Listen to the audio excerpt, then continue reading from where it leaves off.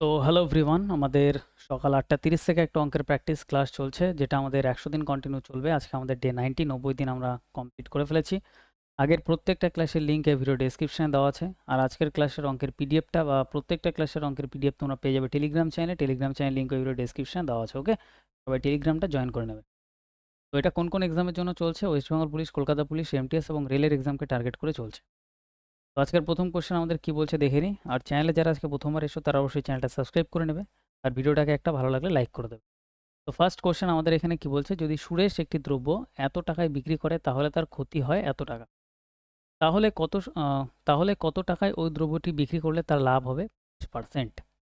তাহলে এত টাকায় যখন সে বিক্রি করছিল 9300, তখন তার ক্ষতি হচ্ছিল 3100। তার মানে এই দুটো যোগ করে দিলে আমরা পেয়ে যাবো কস্ট প্রাইস। ঠিক আছে, তাহলে এখানে কস্ট প্রাইস কেনা দামটা তার পড়ছে 12,400 টাকা। এবার এই 12,400 টাকা যেটা কস্ট প্রাইস আছে, সেটাই আমাদের বলছে যে 25% লাভে বিক্রি করতে হবে। তো এতগুলো অঙ্ক আমরা করে ফেলেছি, আমরা এখন ইজিলি করতে পারি যে 25% মানে হচ্ছে আমাদের 25%-এর প্রফিট। তার মানে 125/100। তাহলে ডাইরেক্ট আমরা করবো 125/100। ঠিক আছে, তাহলে এই ডবল জিরোর সাথে আমাদের এখানে ডবল জিরো ক্যান্সেল। তাহলে 124 ইন্টু 125। ওকে, নাহি প্রবলেম। তো 125কে আমরা এইভাবে ভাবতে পারি, দেখো 124 ইন্টু 25 ইন্টু 5 ভাবতে পারি। 5 25 125, 125কে ভেঙে নিলাম। তো এটা দিয়ে যদি আমরা গুণ করে দিই তাহলে হয়ে যাবে আমাদের এখানে 4 25। 4 25 আমাদের হয়ে যাবে হচ্ছে 100। 4 25 100, জিরো লিখলাম, হাতে আমাদের 10। 25 দুগুণে 50 আর 10 60, 60 শূন্য, হাতে আমার 6। তো 25 অক্ষে 25 আর 6 হয়ে যাবে 31। সেটা যদি আমরা 5-এর সাথে গুণ করে দিই এখন, তাহলে আমাদের ডবল জিরো চলে আসবে। 5 অক্ষে 5, 3 5-এ 15,500 আমাদের সেলিং প্রাইস দাঁড়াবে। এটা আমাদের অ্যান্সার। অপশান আমাদের এটা দেওয়া নেই, তাহলে আমাদের কোনোটাই নয়, আমাদের অ্যান্সার হয়ে যাবে কারেক্ট অ্যান্সার 15,500। নেক্সট আমরা পরের কোশ্চেনে আসবো, আমাদের 2 নম্বর।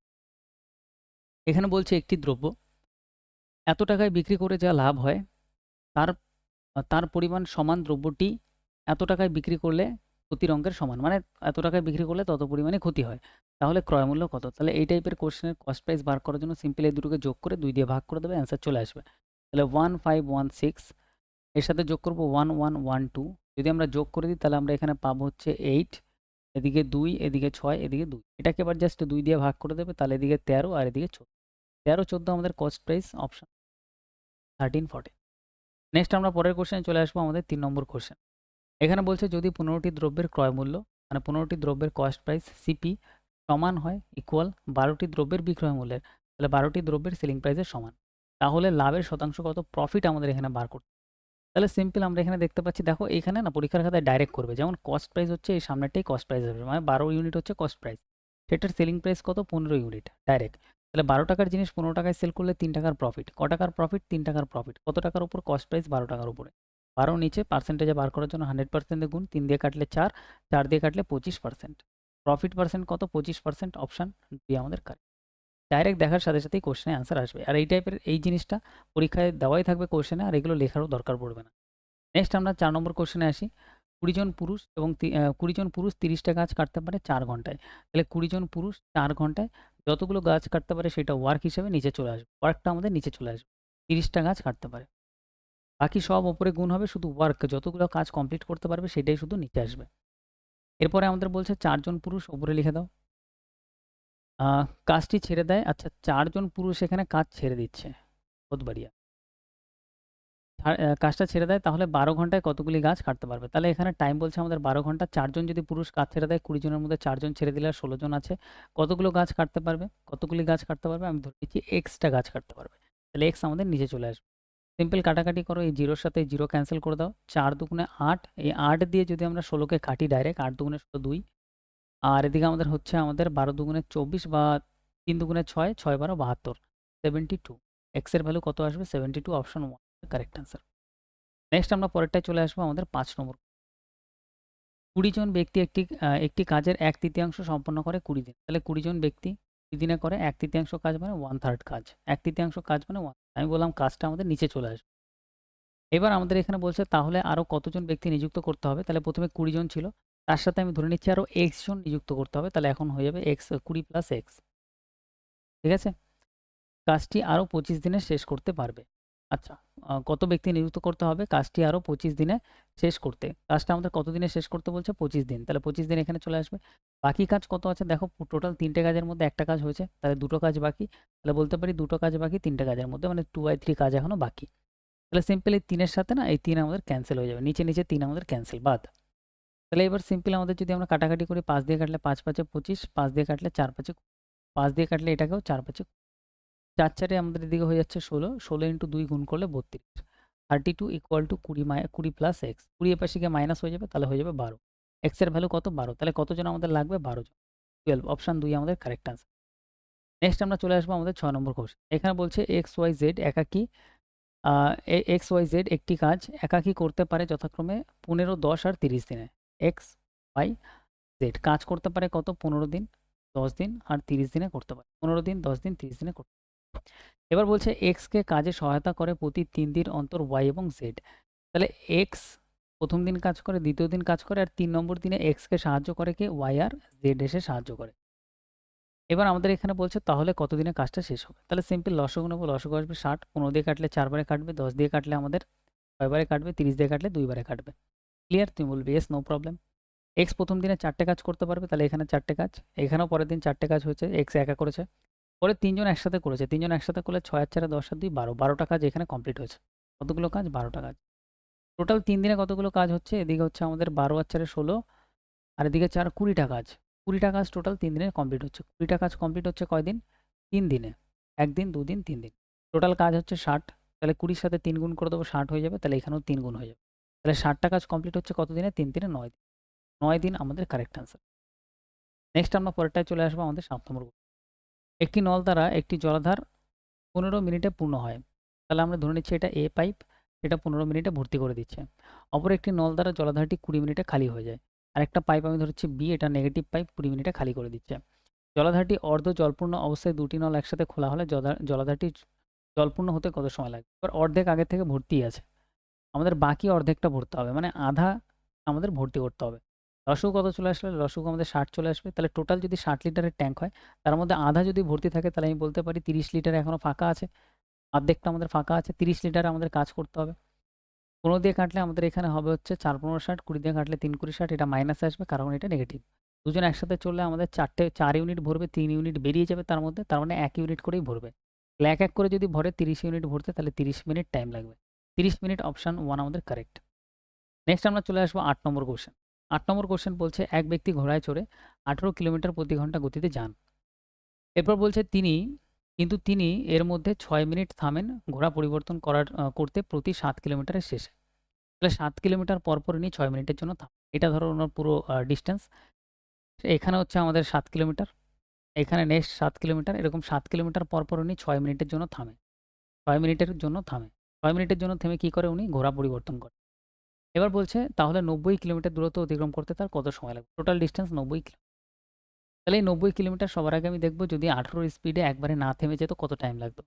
18 স্পিডে যদি যেত 5 18 90, মানে 5 ঘন্টা টাইম তো লাগতোই। যদি না থামতো তাও 5 ঘন্টা টাইম লাগতো।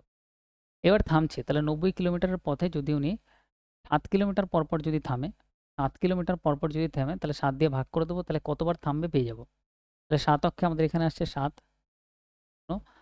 20, 7 দুগুণে আমাদের আসছে 14, 3 সাথে 21 বেশি হয়ে যাচ্ছে, নেব না। এবার 6 আসছে, এবার 6 7 দিয়ে কাটা যায় না, তো দশমিকে নেওয়ার দরকার নেই, ডাইরেক্ট 12 নেবো, যে 12টা স্টপেজ আসবে, পুরোপুরি 12টা স্টপেজ আসবে।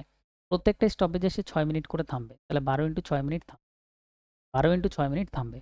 এবার এই যে 12 ইন্টু 6 মিনিট যেটা পাচ্ছি, সেটাকে আমরা ঘন্টায় নেওয়ার জন্য 60 দিয়ে ভাগ করব। 60 মিনিট 1 ঘন্টা, 60 দিয়ে ভাগ করলে আমাদের চলে আসবে কি? এটা ঘন্টায়। 6 দিয়ে কাটলে আমরা এখানে পাচ্ছি 10। কত পাচ্ছি? 10। তাহলে সিম্পল আমরা এখানে পাচ্ছি, উপরে পাচ্ছি 2 দিয়ে কাটলে 6, নিচে পাচ্ছি 5। তাহলে এটা আমরা পাচ্ছি, ভাগ করলে আমরা এখানে পাবো হচ্ছে 5 অক্ষে 5, 1/5। তাহলে 1 ঘন্টা 1/5 মিনিট। এই মিনিটকে আমরা যদি 60 দিয়ে গুণ করি, পুরোপুরি মিনিটে চলে আসবে 5 12 60। তার মানে 1 ঘন্টা 12 মিনিট। তাহলে এদিকে আরও ওনার টাইম লাগবে কত? প্লাস এই থামার জন্য, ঘোড়া চেঞ্জ করার জন্য 1 ঘন্টা 12 মিনিট। তাহলে টোটাল টাইমটা ওনার কত লাগবে? টোটাল টাইম ওনার যদি আমরা ক্যালকুলেট করি, 5 ঘন্টা আর 1 ঘন্টা 6 ঘন্টা, 6 ঘন্টা 12 মিনিট টাইম লাগবে। 6 ঘন্টা 12 মিনিট টাইম লাগবে, অপশন 2, মানে 3 এ চলে এসছে, এটা যাই হোক। 6 ঘন্টা 12 মিনিট আমাদের কারেক্ট অ্যান্সার। ক্লিয়ার? নেক্সট আমরা চলে যাব আমাদের পরের কোশ্চেন।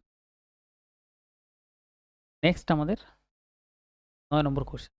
200 মিটার লম্বা একটি ট্রেন 36 কিলোমিটার প্রতি ঘন্টা গতিতে যাওয়ার সময় 55 সেকেন্ড সময় নেয় একটি সেতুকে অতিক্রম করতে। সেতুর দৈর্ঘ্য কত? যখন একটা ট্রেন কোনো সেতুকে অতিক্রম করে তার মানে ট্রেনের দৈর্ঘ্য থাকবে, তার সাথে এই সেতুর দৈর্ঘ্যটাও ট্রেনটা পার করছে। ট্রেনের দৈর্ঘ্য দেওয়াই আছে 200 মিটার, সেতুর দৈর্ঘ্য ডাইরেক্ট বলতে হবে। তাহলে সিম্পল আমি দেখব 36 এর স্পিড আমাদের দেওয়া আছে, এটা কিলোমিটার পার ঘন্টায়। এটা আমরা মিটার পার সেকেন্ডে নেওয়ার জন্য 5/18 দিয়ে গুণ করব।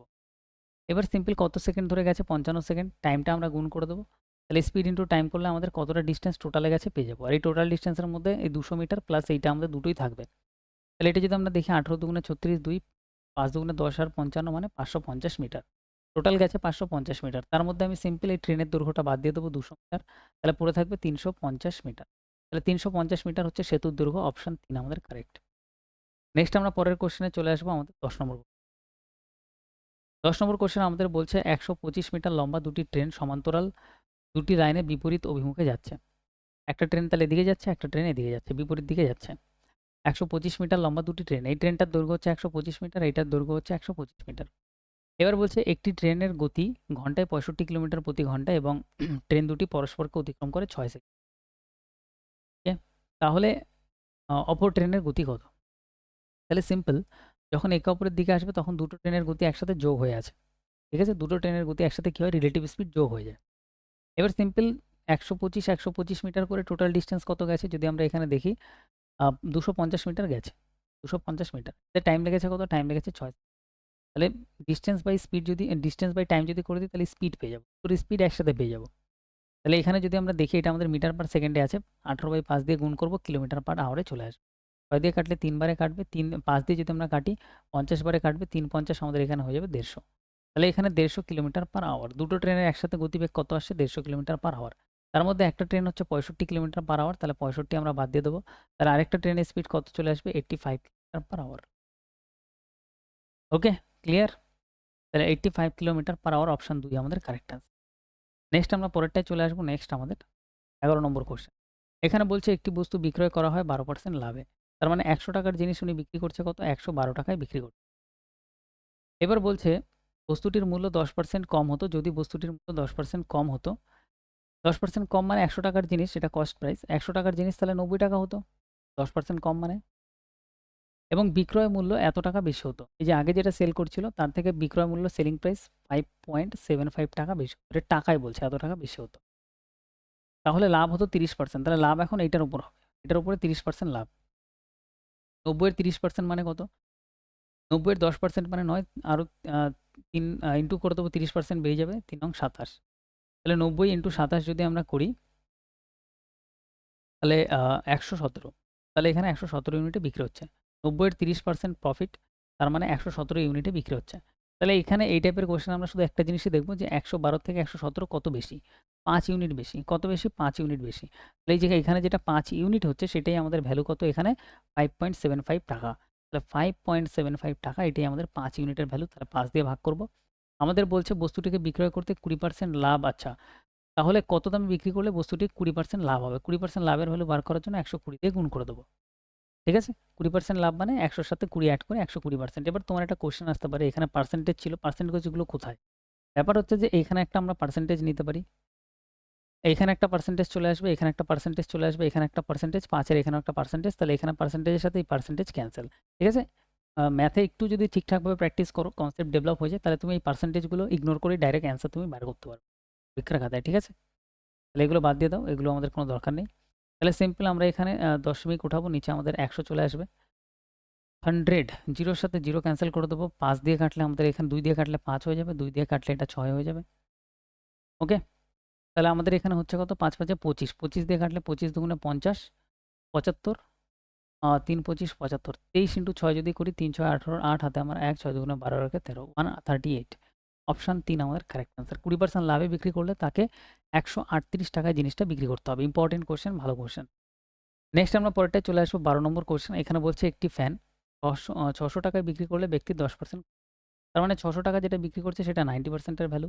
আমাদের বলছে 20% লাভ করতে ফ্যানটি কত দামে বিক্রি করতে হবে? তার মানে 120 এর ভ্যালু আমাদের জানতে চাইছে। পার্সেন্ট এখান থেকে গায়েব করে দাও।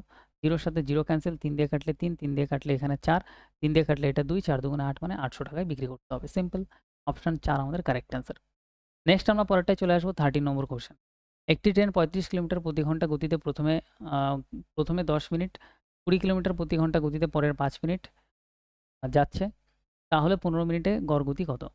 গড় গতি বার করার জন্য টোটাল বার করতে হবে distance by total time. Okay, total distance কত গেছে আমরা এখানে দেখি। 35 কিলোমিটার পার ঘন্টা গতিতে, মানে 35 কিলোমিটার 60 মিনিটে যায়, গেছে কত? 10 মিনিট। তাহলে 10 মিনিটে কত গেছে? 10 মিনিটে গেছে 35/6 ইউনিট। 3 দিয়ে আচ্ছা কিছু দিয়ে কাটে না, তাহলে 35/6 কিলোমিটার গেছে। প্রথমে ডিস্টেন্স গেছে 35/6। পরে যদি আমরা দেখি, পরে 20 কিলোমিটার পার আওয়ার স্পিডে গেছে, মানে 20 কিলোমিটার যায় 60 মিনিটে, গেছে কত? পরে গেছে জাস্ট 5 মিনিট। 5 মিনিটে কত যাবে? 5 দিয়ে যদি আমরা কাটি, 0 0 ক্যান্সেল, 2 দিয়ে কাটলে 3 দুগুণে 6, 5/3। তাহলে এখানে গেছে কত? 5/3 ইউনিট ডিস্টেন্স, 5/3 কিলোমিটার গেছে। তাহলে এবার এটার আমরা টোটাল ডিস্টেন্স যদি আমরা বার করি, যোগ করে দিই, তাহলে এখানে নিচে 3 কে যদি আমরা 6 বানিয়ে দিই, এখানে 6 আছে, এখানে 6 বানিয়ে দিই, মানে 2 দিয়ে গুণ করলে 6, 2 দিয়ে গুণ করলে 10, ইজি হয়ে যাবে। তাহলে উপরে হচ্ছে 45, নিচে হচ্ছে 6, তাহলে 45/6 kilometre total distance. Total distance কত? 45/6 বাই টোটাল টাইম করব। টোটাল টাইম কত? 15 মিনিট। এই মিনিটটাকে আমাদের ঘন্টায় নিতে হবে, কারণ উপরেরটা কিলোমিটারে আছে, তো নিচের ঘন্টায় নেওয়ার জন্য 60 দিয়ে ভাগ। এবার আমরা একটা জিনিস জানি, আমরা কি জানি, যে আমরা জানি উপরে যেটা আছে 45/6, এটাকে এরকমই রাখবো। আর এই ভাগটাকে যখন আমরা গুণে পরিণত করব, তখন সিম্পল এটা আমাদের উল্টে যাবে, এটা হয়ে যাবে 60/6 দিয়ে কাটলে এটা 10, 15 দিয়ে কাটলে এটা হয়ে যাবে 3, তার মানে 30 kilometre per hour. Okay, 30 kilometre per hour. Average speed আমাদের কত চলে আসবে? 30 কিলোমিটার পার আওয়ার। এটা আমাদের ফাইনাল অ্যান্সার। নেক্সট আমরা পরেরটায় চলে আসবো 14 নম্বর কোশ্চেন। এখানে বলছে একটি ট্রেন বালিগঞ্জ থেকে শিয়ালদহ যায় গড়ে 20 কিলোমিটার প্রতি ঘন্টা গতিতে এবং ফিরে আসে গড় 30 কিলোমিটার প্রতি ঘন্টা গতিতে, তাহলে পুরো যাত্রায় গড় গতি কত? তাহলে সেম ডিস্টেন্স যদি ট্রাভেল করে, যাওয়ার সময় গতি যদি 20 কিলোমিটার পার আওয়ার হয়, আসার সময় গতি যদি আমাদের 30 কিলোমিটার পার আওয়ার হয়, যাই দেওয়া থাক না কেন, দুটো স্পিড যদি দেওয়া থাকে, ডিস্টেন্স যদি সেম থাকে, তাহলে ডাইরেক্ট সূত্র অ্যাপ্লাই করবো 2xy/x + y। তাহলে আমাদের এখানে 2 × x মানে প্রথম স্পিড 2 ইন্টু পরের স্পিড 30 বাই কত? দুটো স্পিডের যোগফল মানে 50। প্রথম 50 নিচে থাকা মানে উপর নিচে 2 দিয়ে গুণ করে দাও, তাহলে 2 দিয়ে গুণ করলে 2 দুগুণে 4 হয়ে যাচ্ছে, নিচে হয়ে যাচ্ছে 100। ডবল জিরোর সাথে ডবল জিরো ক্যান্সেল, তাহলে এখানে 4 দুগুণে 8, 3 8 24, 24 কিলোমিটার পার আওয়ার। এটা আমাদের অ্যাভারেজ স্পিড। অপশন 4 আমাদের কারেক্ট আনসার। ওকে, তাহলে 14টা কোশ্চেন আজকে আমরা কমপ্লিট করলাম। প্রত্যেকটা ইম্পর্টেন্ট কোশ্চেন, এক্সামে তোমাদের এই টাইপের কোশ্চেনই আসে, কারণ প্রিভিয়াস ইয়ার থেকে এগুলো নেওয়া। ঠিক আছে, ভালো করে প্র্যাকটিস করতে হবে, যাতে অঙ্ক অনেক ফাস্ট আমরা সলভ করি। কনসেপ্ট এত সুন্দর ক্লিয়ার থাকতে হবে, অঙ্ক পড়ার সাথে সাথে সলিউশন করতে হবে। ওকে, তো দেখা হচ্ছে আমাদের নেক্সট ক্লাস।